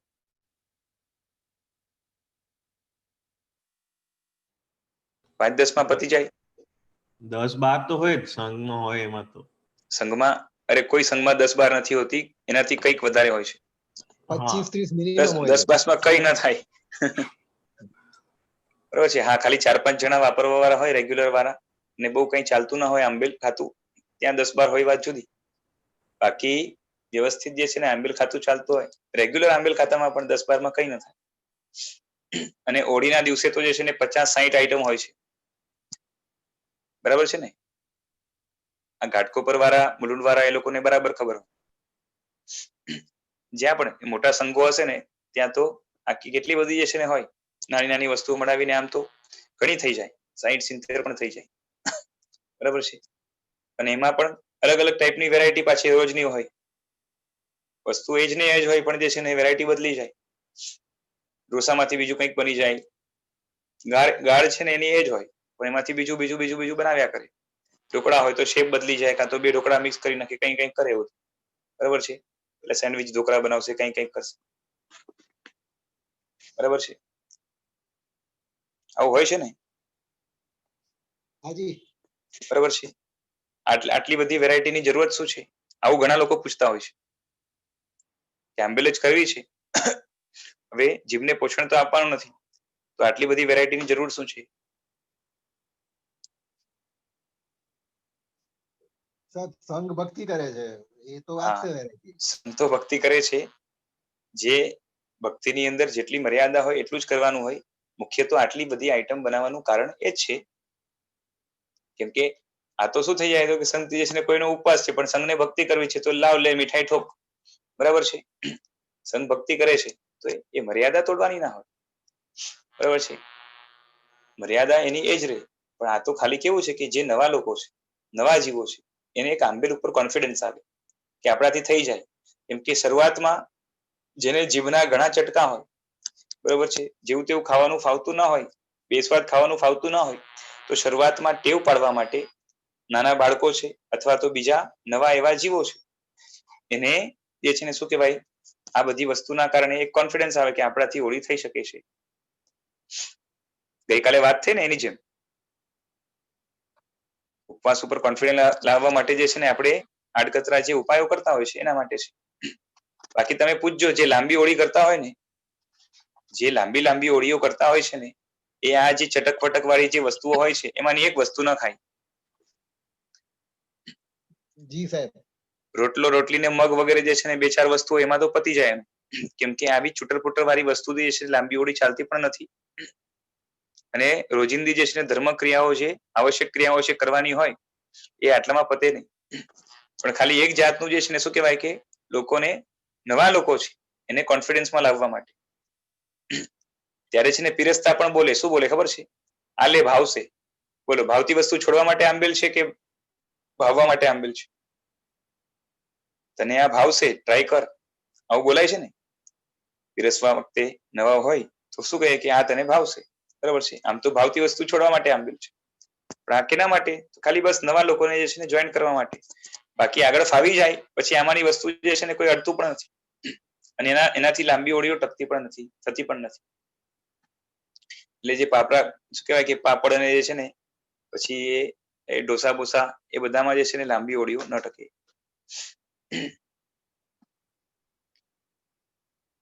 એટલે આટલી બધી આઈટમ એ સંઘના લેવલ ઉપર કે ઘણા બધા લોકો આવે અને ઘણા બધા લોકો આવે એટલે ઘણી બધી, હવે શું છે કે કોઈને આ ફાવે, કોઈને આ ફાવે, કોઈને આ ફાવે એમ પણ શારીરિક દ્રષ્ટિએ પણ, અને સાથે સાથે નવા જીવો પણ છે એટલે માટે આટલી બધી વસ્તુઓ બનાવવી પડે. સમજાય છે? એટલે આ સંઘના લેવલ ઉપર જ્યારે આટલા બધા હોય, સામૂહિક ક્રિયા ચાલતી હોય, માટે આવી ક્રિયા ઉપર સીધે સીધી આ રીતે આંગળી ઉપાડવી નહીં, બરાબર છે. પછી એકવાર જોડાઈ જાય પછી તો જે છે ને વ્યવસ્થિત જે રીતે આંબેલ કરવાની છે એ રીતે કરતા થાય. ધીરે ધીરે સમજણ આવતી જાય, કોન્ફિડન્સ થઈ જાય, એ રીતે કામ ચાલે. પણ એ પણ ક્યારે આવે, સમજણ ક્યારે આવે? જ્યારે ગુરુ ભગવંતના સંપર્કમાં સતત હોય.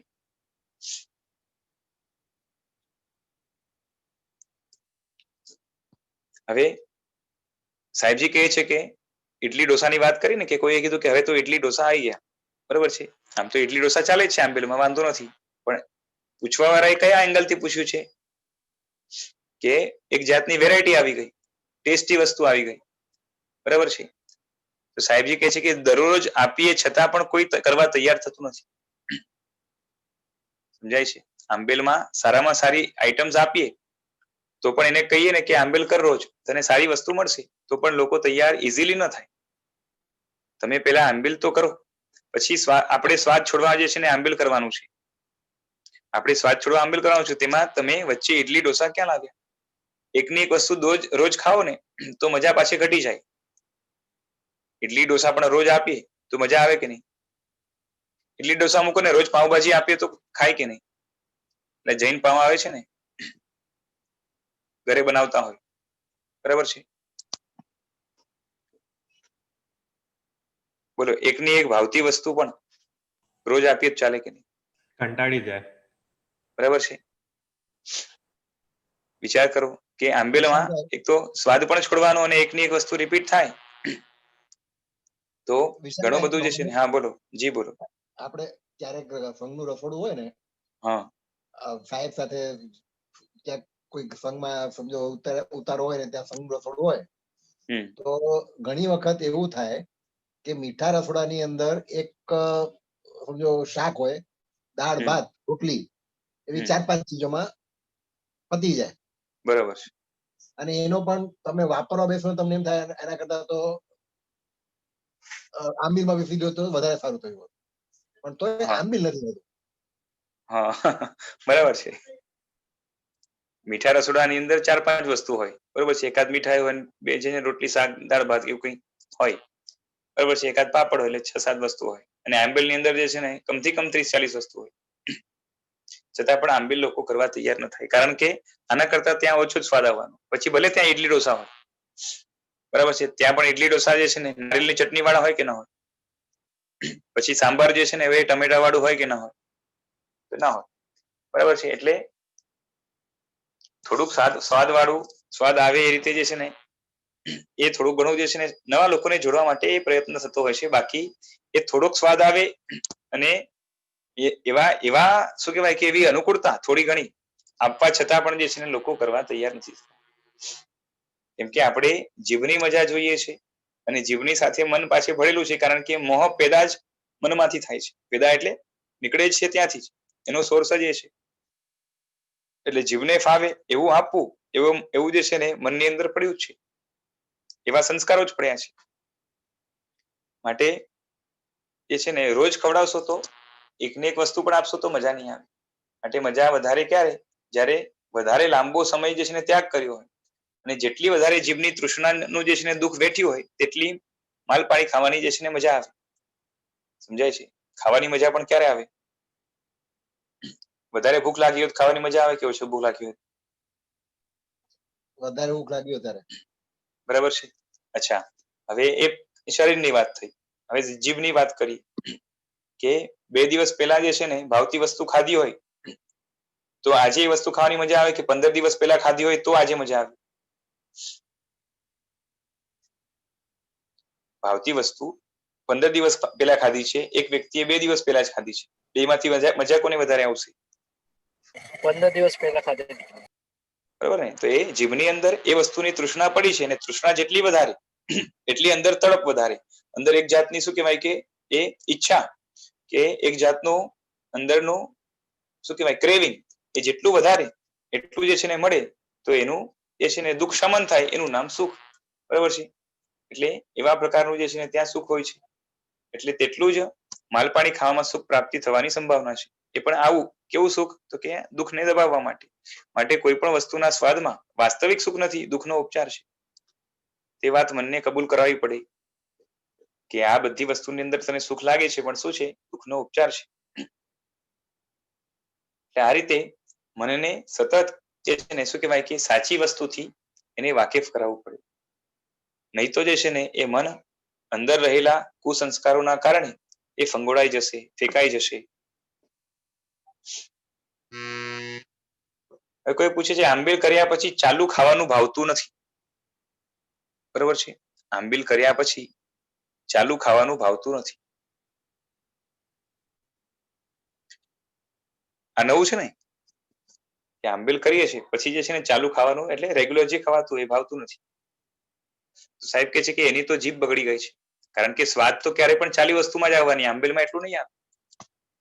અને જીભને તો એ આંબીલ પતી જાય અને એના પછી ચાલુ ખાવાનું ચાલુ કરી તો એ ચોક્કસ ભાવે જ. બરાબર છે? જીભને ભાવશે જ, જીભને અનુકૂળ રહેશે. બરાબર છે? પછી એની અંદર સુખ માનવું એ જાતનું ભ્રમ છે, એની અંદર આનંદ રતિ માનવી એ જાતનો ભ્રમ છે. પણ જીભ માટે તો એ અનુકૂળ રહેવાનું જ છે. એટલે મનથી ગમતું નથી કે જીભથી ગમતું નથી. માનસિક રીતે એવો ભાવ હોય કે આંબીલનું ખાવામાં આત્માને લાભ છે, માટે ચાલુ ખાવાનું ગમતું નથી, તો એ મનનો વિષય છે. પણ એટલે જીભને બેસ્વાદ નહીં લાગે. ઘણાને શું છે કે આંબીલ થી એટલા બધા ભાવિત થયા હોય કે આંબીલનું ભોજન છે એ મારા માટે એક જાતનો મિત્ર જેવું છે, અને બીજું ચાલુ ભોજન છે એ મારા માટે શત્રુ છે. કેમ કે એ શું કહેવાય કે મને વિકાર વાસનામાં પાડે છે, અને માટે એમ કેતો હોય કે આંબેલનું ખાવાનું જે ભાવે છે, બરોબર છે? ભાવે છે એટલે શું? એના કારણે એક ફાયદો થાય છે, મનની અંદર એ ધાર્યું છે. અને એની જગ્યાએ જે છે ને શું કહેવાય કે રેગ્યુલર ભોજન છે એનાથી નુકસાન થાય છે, માટે મને એ ભાવતું નથી, ફાવતું નથી. એટલે મનને નથી ભાવતું.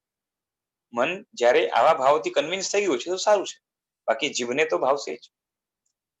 એટલે જીભને તો ઉલટો આંબીલનો ખોરાક નહીં ભાવે, તેનો તો તીખા તમતમતા કે મીઠા પદાર્થો હોય એની એમાં ડિમાન્ડ રહેવાની, ક્રેવિંગ રહેવાની.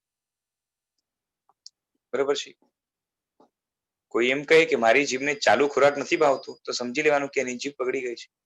કેમ કે જીભને તો કોઈ પણ હોય, કેવળ જ્ઞાની પણ હોય ને, વિતરાગ થઈ ગયા હોય, એની જીભ ઉપર પણ મીઠી વસ્તુ મૂકો, બરાબર છે, તો એને ભાવવાની, બરાબર છે, અનુકૂળ રહેવાની, પછી એના ઉપર રાગ ન થાય. પણ જીભની માટે તો જે છે ને એ અનુકૂળ જ રહેવાની છે.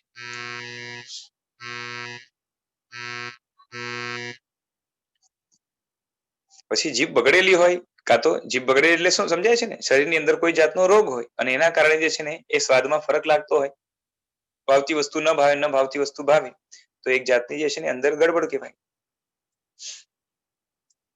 એટલે જીભમાં આડખીલી રૂપ મન, શરીર, ઇન્દ્રિય જ વાંધા વચકા પાડે છે.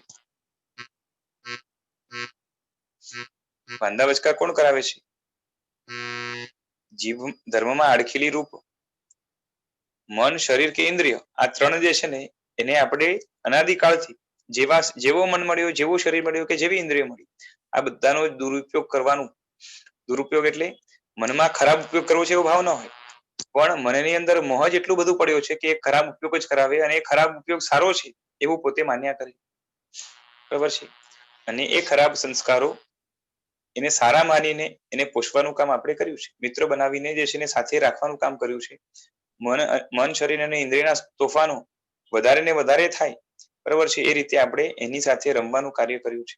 અને એના કારણે જ હવે જયારે ધર્મ કરવાનું આવે તો આપણે વાંધા વચકા પડે છે. વિશાલભાઈ, જી રેગ્યુલરમાં ઘરમાં જે બને એ જ વાપરીએ, બહારનું કઈ લાવીએ નહીં, બરોબર. અને ઘરમાં પણ કોઈ એવું ફેર ફતું નહીં. રૂટીનમાં ઠીક છે, ક્યારેક કોઈ ફરસાણ વિશાળ બનાવી બરોબર છે, બરાબર. પણ ઘરમાં એક કહે ને હેલ્ધી ફૂડ વાપરતા હોઈએ તો એમાં વાંધો શું? એની અંદર કઈ ખોટું શું કર્યું? એટલે તમે કહો ને કે મીન્સ હમણાં તમે છેલ્લે બોલ્યા ને કે તમે એમાં કઈ નુકસાન શું, ખોટું છે?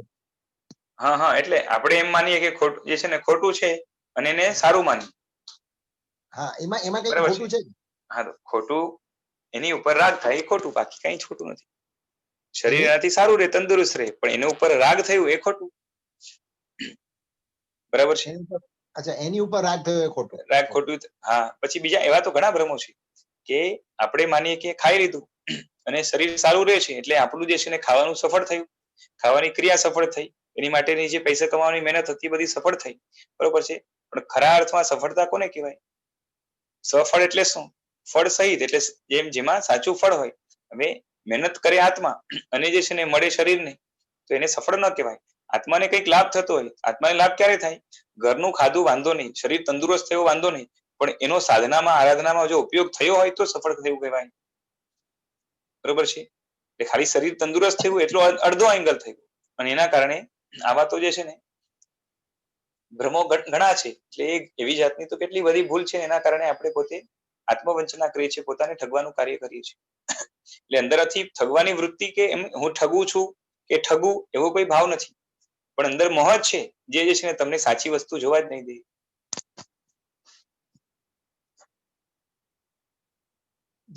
તો ચાલ્યા કરે છે આવું, અને એના કારણે શું થાય કે ક્યારે રેગ્યુલર જે ચાલે છે એના કરતા થોડુંક કંઈક જુદું આવે તો અંદરમાંથી દ્વેષ થશે, કેમ કે એ ફાવી ગયું છે. એટલે આવું બધું તો કેટલું બધું થતું હોય.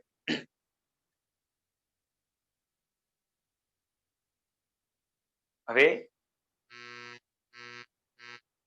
આગળ કહે છે કે બધે ધર્મના વ્યવહારમાં આનો વિરોધ હોય છે, બરોબર છે. મોટે ભાગે શું હોય કે મન, શરીર કે ઇન્દ્રિય એ ધર્મમાં જે છે ને એ ના કરશે. શરીર, ઇન્દ્રિય ને મન છે ને, મન પણ એ ધાર્મિક વિચારો, બરોબર છે, પ્રતિક્રમણની અંદર ભાવિત થવાનું, પ્રતિક્રમણના ભાવોથી વાસિત થવાનું, સામાયિકના ભાવોથી વાસિત થવાનું, ભક્તિના ભાવોથી વાસિત થવાનું, બરોબર છે. એને બહુ ફાવશે નહીં, બરાબર છે.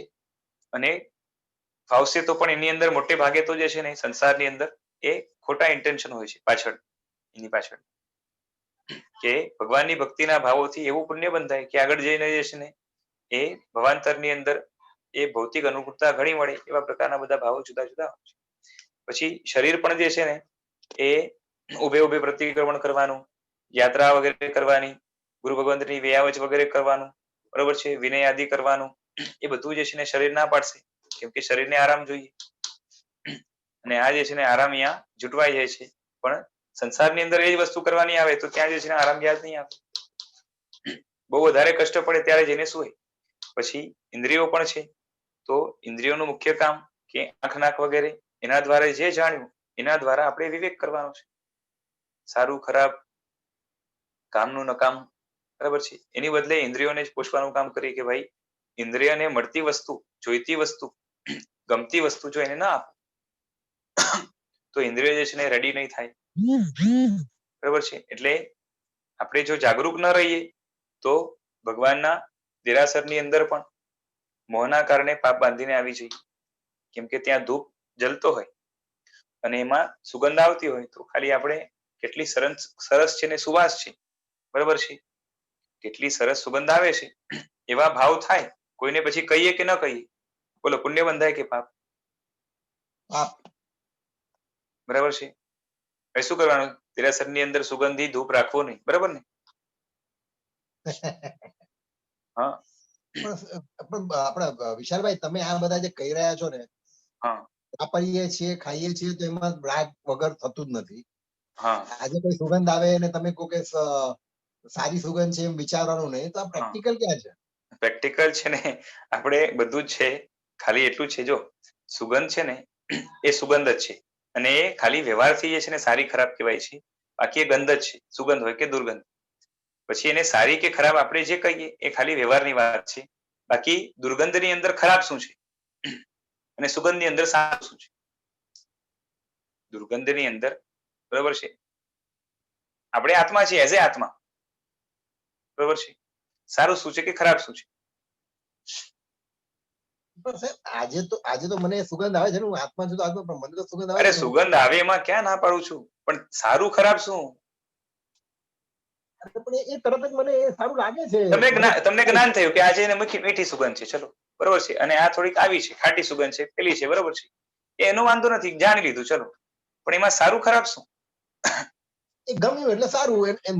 મને હા તો અનુભવ તકલીફ એ એ જ છે થયો ને, એ છે. પણ ગમ્યું, બરાબર છે, ગમ્યા પાછળનું કારણ શું?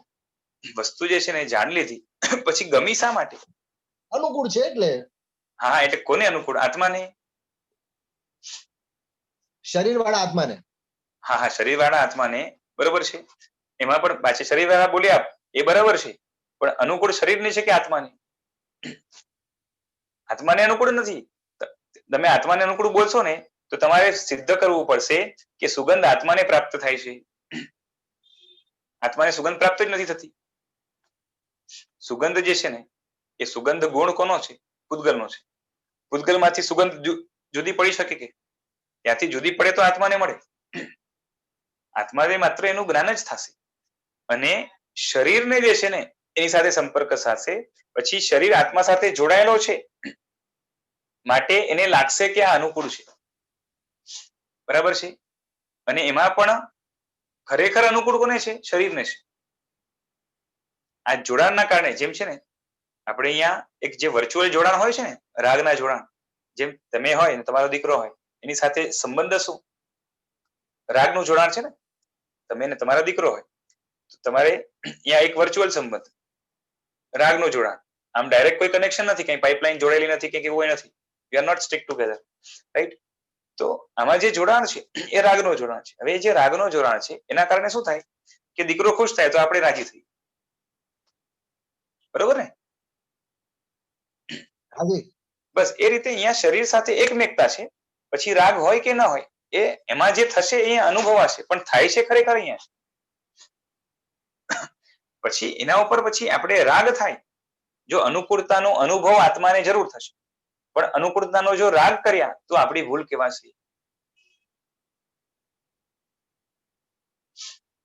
જી બરાબર છે. હવે આનો વિસ્તાર નથી કરતો, આપણે થોડુંક પહેલા ડિસ્કસ થઈ ગયું હતું, લગભગ 2-3 વાર પણ થયું હશે. જ્યારે અવસર આવશે તો પાછું રિવાઇઝ પણ કરશું. પણ એટલું છે કે ધૂપની પણ વાત જે છે ને, આપણે ત્યાં જેટલી વસ્તુઓ જીન મંદિરની અંદર પણ મુકાય છે બધી જ મનોહર હોય છે, બરોબર છે. કોથળી પણ મનોહર, આખું જીન મંદિર પણ મનોહર હોય, સુગંધ હોય, જેટલા ધૂપ લગાવો એટલા ઓછા છે. જેટલા સુગંધી પાણી લાવો એટલા ઓછા છે, જેટલા ફૂલડા ચડાવો એટલા ઓછા છે, સારામાં સારી વાનગી જેટલી બનાવો એટલી ઓછી છે, સારામાં સારા દ્રવ્ય સોના ચાંદી બધું લાવો જેટલું લાવો એટલું ઓછું છે. લાવવાની ના નથી, પણ આ બધાની પાછળ જે છે ને ભાવો જે રહેલા છે, એ જે ભાવો જો આપણે ઉપસ્થિત ન કરીએ તો જીન મંદિરની અંદર પણ રાગના કારણે આપણે પાપ બાંધીને આવી જઈશું. બરાબર છે? જેમ હમણાં કીધું ને એ રીતે હવે આપણે અહીંયા જે છે ને દોહો જ આપે છે. આપણે જે છે ને એ ધૂપ કરીએ ત્યારે શું બોલીએ? ધૂપ કરીએ ત્યારે દોહો કયો બોલીએ? ધ્યાન ઘટા પ્રગટા વામા નયન જિંદુ વિચ્છેદ બરાબર છે? દૂર તળે પ્રગટા. તો આપણે માટે એક ખોરાક ત્યાં મૂક્યો છે. હવે એનું ચિંતન જ ન કરીએ અને ખાલી આમ થઈ જાય તો પછી વાત પૂરી થઈ ગઈ. ધ્યાન ઘટા પ્રગટાવી એટલે શું? કે ધ્યાનની ઘટા જેમ જેને ધૂપની ઘટા ઉપર ચડે છે જાય છે. ધૂપ છે ને ધૂપ એની ઘટા એટલે એનો ધુમાડો. ધૂપ જલે એમ ઉપર જાય. બરાબર છે?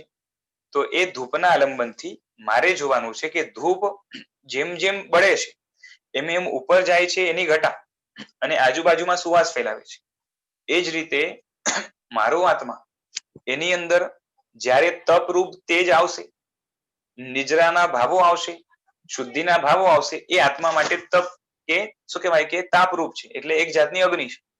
અને એ જે અગ્નિ છે કાં તો ધ્યાન સ્વયં અગ્નિ છે, અને એ ધ્યાન નામની અગ્નિના કારણે શું થશે કે આત્મામાં એક ઉત્થાન થશે. કેમ કે ધૂપમાંથી જ નીકળેલા પાર્ટિકલ્સ ઉપર જાય છે ને. ધૂપ એમને પેલા ઇન્ટેક્ટ હતું. જે વસ્તુ ધૂપની બળે છે એ બળ્યા પછી એના પાર્ટિકલ હળવા બનીને ઉપર જાય છે. એ જ રીતે આત્મામાં ધ્યાનની ઘટા જેમ જેમ પ્રગટ થાય એમ આત્મા કર્મથી, કષાયોથી, વિભાવથી હળવો બને અને એનું ઉર્ધ્વગમન થાય. ઉર્ધ્વગમન એટલે પોતાનું કેરેક્ટર એનું અપલિફ્ટ થાય. બરોબર છે? અને એની માટે વિધિ બતાવી વામ નયન જીન ધૂપ એટલે ભગવાનના વામ નયન એટલે લેફ્ટ સાઈડના નયન બાજુથી ભગવાનની ધૂપ પૂજા કરવી. આ એક વિધિ માટેનું વાક્ય છે. બરોબર છે? અને એમની પાછળ ભાવના શું છે? ધ્યાન ઘટા પ્રગટાવી. અને એનાથી શું થશે? તો એની માટે આગળ જવાબ આપે છે કે મિચ્છિત દુર્ગંધ દૂર ટળી. એટલે મિથ્યાત્વ રૂપી દુર્ગંધ દૂર થશે. મિથ્યાત્વ બે પ્રકારનું છે, મિથ્યા જ્ઞાન અને મિથ્યા ચારિત્ર. એ ધ્યાનના બળથી પેલા મિથ્યા જ્ઞાન જશે અને પછી મિથ્યા ચારિત્ર જશે. એ દૂર થશે અને એનાથી શું થશે? તો કે મિથ્યા જ્ઞાન ને મિત્ર ચારિત્ર જશે એટલે પ્રગટે આત્મ સ્વરૂપ એટલે આત્માનું સ્વરૂપ પ્રગટ થશે. બરાબર છે? આની અંદર જે કાંઈ પણ સમજો કોઈ પણ ચીજ કરીએ છીએ, જે કોઈ પણ ચીજ કરીએ, સમજો કઈ વાપર્યું, ખાધું, પીધું કે પૈસા કમાયા, પણ એ બધા ચીજોની અંદર જો એને તમારે સારું કેવું હોય તો એનું સારું જ્ઞાન હોવું જરૂરી છે. ચોક્કસ. એટલે એ બાબત ભગવાને કીધું છે એવી આપણી મતિ હોવી જોઈએ. હા, બરોબર છે. એટલે એ જ છે ને કે આપણે ખાલી જઈ આવીએ, બોલો, ભગવાનની આંગીના દર્શન કરી આવીએ, બરોબર છે? થોડુંક પુણ્ય બંધાશે. એક સારા ભાવ હોય ને કે ઊંચી વ્યક્તિ છે, ભગવાન જે છે ને મોટા વ્યક્તિ છે, એમની પાસે ઘણા પાવર્સ છે, પછી આપણા માટે એક આદર્શ છે, આવી સામાન્ય માણસમાં પણ એક મેન્ટાલિટી હોય. બરોબર છે? અને માટે હાથ જોડે, ત્યાં થોડોક સમય આપે છે, પોતાનો સ્વાર્થનો સમય જે પોતાના ભોગમાં વિતાવી શકતો હતો એ વસ્તુ સંસારની અંદર વિતાવી શકતો હતો, એ થોડું કોમ્પ્રોમાઇઝ કરીને જૈન મંદિરમાં આવ્યો. બરોબર છે? એ બધાના કારણે થોડું ઘણું પુણ્ય બંધાશે. કેમ કે પોતાનું થોડુંક લેટ ગો કરીને કોઈને કંઈક થોડુંક પણ નહીં સમજ્યા છતાં પણ થોડું ઘણું જે સમજે છે એને સરેન્ડર થવા માટેનો એ પ્રયત્ન કરે છે. પોતાને જે છે ને પોતાને ભગવાનથી નીચો માને છે. બરાબર છે? અને એવા વ્યક્તિ જયારે ભગવાનના દર્શન કરવા જાય ને દર્શન કરીને આવી જાય પછી ભગવાનની આકૃતિ ગમી ગઈ, મૂર્તિ ગમી ગઈ અથવા તો આંગી ગમી ગઈ, તો એ ગમાના કારણે હવે એ ગમો કઈ રીતે વૈરાગ્યમાં એને કન્વર્ટ કરવું એ ન આવડે તો એ એટલા અંશે પછી પાપમાં કન્વર્ટ થશે. અને એવું તો આપણે અનંતવાર કર્યું છે. એટલે એના માટેની જે છે ને આવડત જોઈશે. આ તો તમે ન બોલ્યા, હું દર્શન કરીને પાપ બાંધી આવ્યો. હા, તો થઈ છે ને, એમાં શું છે? અચ્છા. જેમ છે ને ધર્મની ક્રિયાની અંદર મોટા ભાગના લોકો, અને આજ તો કાળ પણ એવો છે, એટલે નહીં સમજના કારણે મોટા ભાગના લોકો જેટલું પુણ્ય પણ બાંધે છે ને શુભ ભાવથી ક્રિયા કરે છે. જેટલું પુણ્ય બાંધે છે મોટા ભાગના લોકો નહીં સમજ હોવાના કારણે પાપાનું બંધી પુણ્ય બાંધે છે, જે આગળ જઈને સંસારની જ રખડપટ્ટી છે. બીજા નંબરે મને શાસ્ત્રનું જે છે ને કોટેશન યાદ નથી, હરિભદ્ર સ્વામીનું વચન છે, કોઈ સાધુ એ ગોચરી લઈને આવ્યા અને વાપર્યું, બરાબર છે. ગોચરી લઈને આવ્યા અને વાપર્યું. વાપર્યા પછી એ ગોચરીનો ઉપયોગ એટલે એનાથી જે શક્તિ મળી એનો ઉપયોગ જો ધર્મમાં ન કરે અને આળસમાં કરે, બરાબર છે, દુનિયાને તો એ પૂજનીય જ લાગશે સાધુ. લોકો આવીને મથેર બંધામી જ કહેશે. ત્યાં હરિભદ્ર સ્વામી મહારાજ સાહેબ કહે છે કે એને પાપાનું બંધી પાપ બંધાય છે, બરાબર છે. હા, એક વસ્તુ ખરી કે એનામાં સમ્યક્ત્વ ન હોય તો, સમ્યક્ત્વ હોય તો અનુબંધ પુણ્ય ના પડશે અને એ પ્રમાદમાં ગણાશે. બાકી માત્ર દ્રવ્ય સાધુ હોય તો ખાલી જ પુણ્ય બાંધે એવું નથી. કારણ કે ગોચરી મળી હતી ધર્મ ક્રિયા કરવા માટે, ધર્મની સાધના કરવા માટે, એટલે ત્યાં બંધ પણ પાપનું, અનુબંધ પણ પાપનું. એટલે બધું અભક્ષ ભક્ષ્ય જે હોય, હા, ભક્ષ્ય જ. માત્ર હા, 42 દોષ રહિત પ્રોપર રહિત. ગોચરી લઈને વાપરે તો પણ યસ યસ. દ્રવ્ય સાધુ છે, સંકિત આવ્યું નથી, હજી મિથ્યાત્વમાં છે. અને આમ આપણે કહેવાય ને કે મિથ્યાત્વમાં રહેલા પણ પુણ્ય બાંધીને નવમા ગ્રહવેગમાં જાય. પણ આ રીતે પ્રમાદ વાળું હોય તો એ ધર્મમાં જે કન્વર્ટ થવું હતું એ ન કર્યું એટલે શું થયું કે વોરાવનારે જે વોરાવ્યું એ કેના માટે વોરાવ્યું હતું? વોરાવનારે કયા ભાવથી વોરાવ્યું હતું કે આપણું દ્રવ્ય ધર્મમાં જવું જોઈએ. એ વોરાવનારના ભાવના ત્યાં વિશ્વાસઘાત થયા છે અને એના કારણે પાપ બંધાય અને મિથ્યાત્વ હોવાના કારણે અનુબંધ પણ પાપ નો થાય. એ પાપાનું બંધી પાપ બાંધે છે. પાપાનું બંધી પાપ. હા,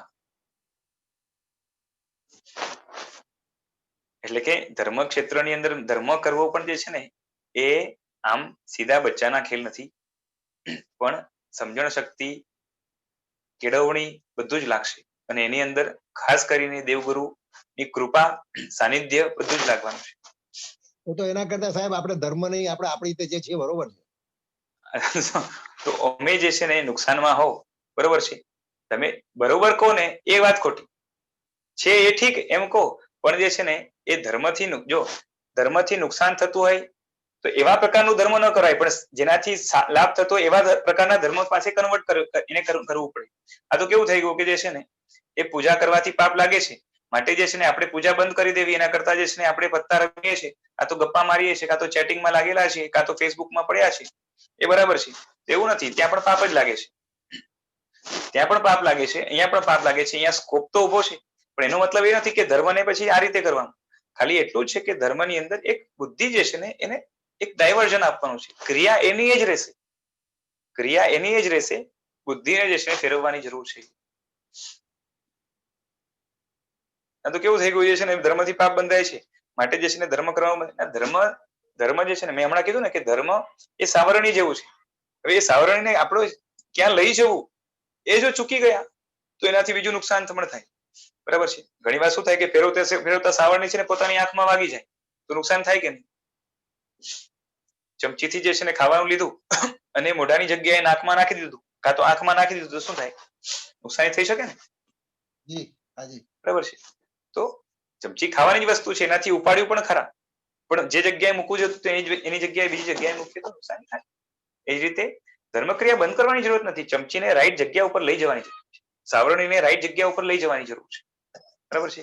એટલે ધર્મ બંધ કરવાની વાત નથી, પાછું ઊંધું નહીં લેતા કોઈ. ધર્મ તો જે છે ને આ જગતની અંદર શું કહેવાય કે કલ્પવૃક્ષ છે, કામધેનુ છે, જે કહો તે ઓછું છે. એ રત્ન ચિંતામણી છે. ધર્મ થી જે મળે છે એ બીજા કોઈથી મળતું નથી, બરાબર છે. એટલે ધર્મ જેવું જે છે ને જગતની અંદર બીજું કોઈ પરિબળ નથી, માટે એને ચૂકવું નહીં.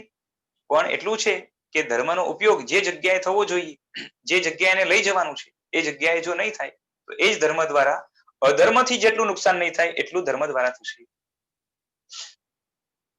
બરાબર છે. તો એનાથી એક ગભરાવાની જરૂર નથી પાછી, પણ એટલું છે કે આપણા ઇન્ટેન્શન ત્યાં ચોખ્ખા જોઈએ, જી બરાબર છે. મને લાગે છે કે એમાં ખબર છે ઉપદેશ રસ એની અંદર કીધું ઉપાધ્યાય યશોજીજી મહારાજે કે અતાત્વિક ધર્માનુષ્ઠાન, જે ધર્માનુષ્ઠાનમાં તત્વ ભળેલું નથી, તદ્દન અતાત્વિક ધર્માનુષ્ઠાન એ અધર્મ કરતા ખરાબ છે.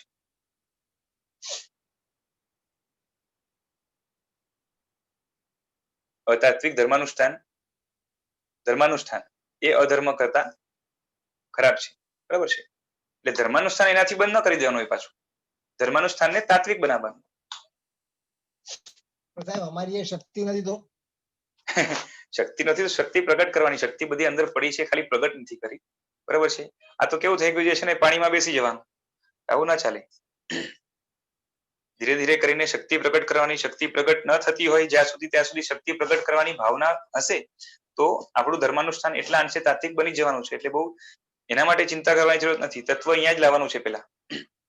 એટલે શક્તિ જેટલી હોય એટલી વાપરવી, અને જેટલી નથી એને પ્રગટ કરવા માટેની ભાવના, ઈચ્છા, અપેક્ષા અને જેટલો પ્રયત્ન થાય એટલું કરવાનું, બરાબર છે. પછી ઓલું ગઈ ભેંસ પાણીમાં ન થવું જોઈએ.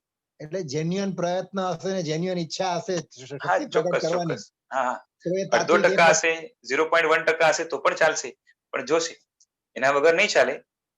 અને બાકી તો જે છે ને, પછી બાકી જેને સંસારમાં રખડવું જ છે તો એના માટે બીજો કોઈ ઈલાજ નથી, બરોબર છે. તો એ ખુશીથી રખડી શકે છે, બરોબર છે, પણ રખડવામાં ખુશી થવાની નથી. ચાલો, આજે સમય થયો છે, રાખીએ, વધારે થઈ ગયો. જેના વિરુદ્ધ કંઈ બોલાયું હોય તો ઈચ્છા વિરુદ્ધ કરમ પ્રણામ. અને હા, જે ગુરુ ભગવંતના પ્રવચનો આપણે વાંચી રહ્યા છીએ એ આચાર્ય દેવે શ્રીમદ વિજય યુગભૂષણ સુરેશ્વરજી મહારાજ સાહેબના ચરણોમાં કોટીશ્વર વંદન. અને એમના આપેલા દ્રષ્ટાંતો, એમની શું કહેવાય કે એક સંકલન શક્તિ, પછી શૈલી, એ બધા જે છે ને એટલી બધી પ્રભાવક છે, અને જેના કારણે જે છે ને ઘણા બધા હજારોની સંખ્યાઓમાં જે છે ને લોકોના જીવનના પરિવર્તન થયા છે. અને પરિવર્તન પણ કેટલા, તો કે આમૂલચૂલ પરિવર્તન, એટલે કે નક્ષિક પરિવર્તન થયા છે. એવા ગુરુ ભગવંત એમના આ આપણે વાંચવા મળે છે, સાંભળવા મળે છે, એ પણ એક જાતનું સૌભાગ્ય છે. અને માટે એમને પણ જે છે ને કોટીશ્વર નમન કરીએ. અને એમની પણ શું કહેવાય કે આશય વિરુદ્ધ, એમના આશય વિરુદ્ધ એ કંઈ બોલાયું હોય તો એનું પણ ત્રિવેદી મિચ્છામિ દુક્કડમ કરે. અને વિશાલભાઈ હાજી હાજી. હા, હવે તમારો પ્લાનિંગ